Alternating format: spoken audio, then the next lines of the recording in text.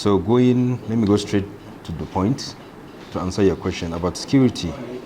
I mean, security, everybody knows security is very vast. And I would like to talk on just one or two steps that we intend taking to at least change the security situation of our dear state. But as you know, security is not something that you talk out publicly, because there's so many implications. If you open up and say this is what you intend doing, you're giving your opposition or the opponents room to go and converse and do worse harm to you than they were doing before. But I'll just say a few words on security. Everybody knows security in Nigeria, not only Katsina State, has a serious issue and problems. Even though our gallant military officers, other security agencies, the DSS, the NIA, the customs, and the rest of them are doing their bit, but more needs to be done, especially on the state level. Katsina State used to be one of the most peaceful states in Nigeria. We all know that.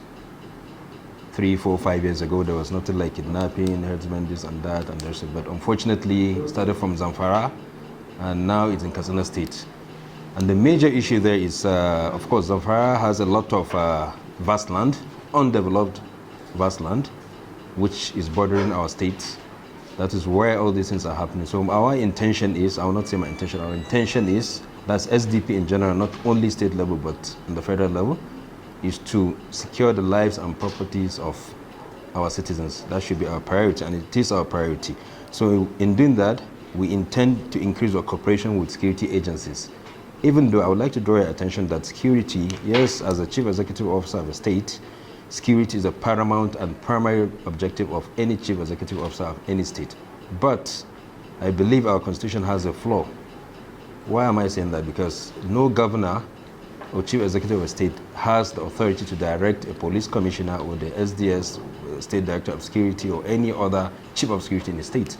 So even if you give them, I'm not exonerating the current CEOs, but to be fair to them, they have certain level of stuff they can do about security. So we intend to increase the cooperation between security agencies in our dear state.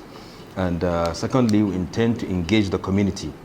Communities meaning we have to go back to the old age, whereby you start from the grassroots, from, as they say, Ngua to Hakimi to Sarki before coming to the state level, because they are the ones that know people that reside in them. We're fooling ourselves and lying to ourselves if we keep pretending we don't know who the criminals are within our society. So we have to go back to the basics, the way it was done before. Anybody that comes in, of course, the Ungwa would know that, hey, a visitor has come in your house, from there to the Hakimi, from there to the Emir. So we intend upgrading and giving the royal fathers their rightful place. So once that is done, I believe security will be, we will have enough security in Katsina State by the grace of God. And again, the last thing I would say is about using cutting-edge tools. Gone are the days where you buy weapons, this and that and that. I mean, you can stay here or in America, you can shoot down somebody in Lagos. He doesn't need to see you. And you can monitor him with this CCTV and satellites and the rest of it. All other countries all over the world are using this, but yet we're still using the old ways of scaring lives. So, first of all, I would like to remind you, I'm sure if you've not forgotten, I was a special advisor, international relations and investment of our dear state. So the best and easiest way to generate funds is by bringing foreign investors and local investors, but mostly the percentage should come from abroad. I can tell you, no state, look at Lagos. Lagos are living on internally generated revenue and some part of Kano.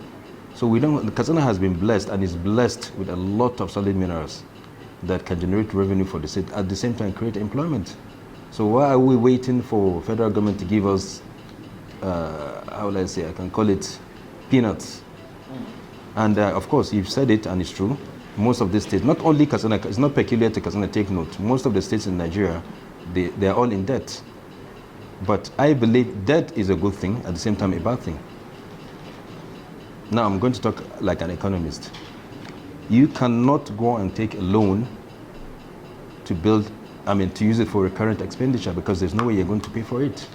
This is just economics 101. And this is what is happening in our country. You cannot go and get a loan and build a road, construct a road. Tell me, if you construct a road without a toll gate, how are you going to generate back your funds? So this is the problem we're in.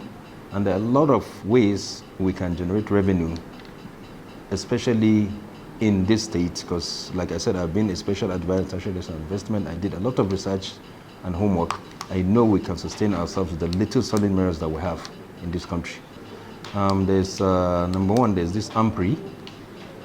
It's an Indian company that came to Kankia and to produce as what we call tricycles, but kekena pipe in the local language. They're still there with motorcycles, PVC pipelines. This factory has been in existence since Balarabe Musa's time. I believe that's 1983, if I'm not mistaken.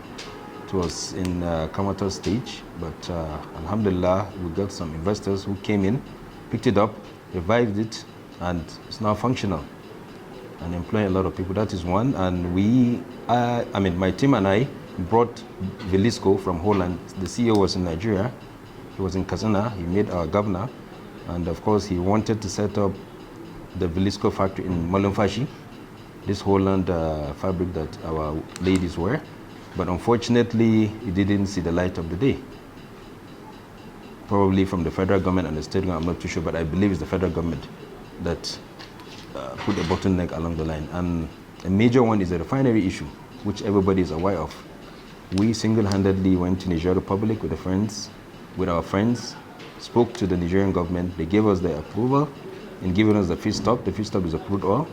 And of course, again, another bottleneck from the federal government just to give us the right of way. That's why it has not seen the light of the day. I can tell you that what is happening in Kaduna, what has happened in Kaduna is a good thing and a bad thing at the same time. Good. It's good to build roads and the rest of it, but I can tell you most of what Governor Nasser El-Rufai did in Kaduna is on loans. Now tell me, how do you pay the loans of building a road without a toll gate, without charging? So at the end of the day, yes, it's a short-term project, which is good. At least it's better than states that have not done anything. But in the long term, I believe whoever comes to power after him will have a very difficult time on paying the debt. So to me, I will not do it that way. What I will do is I will use what we have, like I said, the solid minerals, and go out with our little exposure and friends that we have abroad to get some grants that we use to build the roads and do the basic infrastructures you're talking about. But to get a loan and do an infrastructure, count me out or count us out. Our government is going to be gender friendly, meaning, number one, we've made a promise yesterday. There was a team that visited us yesterday, and we made a promise that we are going to abide by the United Nations 35 to 40% affirmative action, which means in every 10 appointment we give 4 are ladies, by the grace of God. Yes, I just came back from the NDLA office and the result is negative. Not only me, my deputy as well. So we thank God. Of course, we're confident and we're sure of ourselves. That's why we went there. So we're calling on other people, other aspirants, not only gubernatorial aspirants, anybody, be you a councillor, state assembly member, reps, senate, the president himself should go and have that test.